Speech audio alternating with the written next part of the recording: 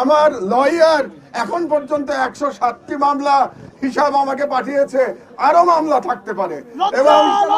এবং সেই মামলার মধ্যে একটি উদ্ভট এবং বিচিত্র এক মামলায় আমাকে 7 বছর সাজাও শুনিয়েছে এই সরকার।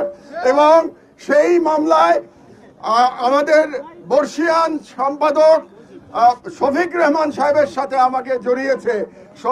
শফিক ভাই খুব ভালো করেই জানেন যে ওই মামলার সাথে আমার বিন্দু মাত্র সংশ্লিষ্টতা নাই। তারপরেও শেখ হাসিনা তার বিদ্বেষ চরিতার্থ করার জন্য আমি আদালতকে দিয়ে আমাকে 7 বছরের জেল দিয়েছে।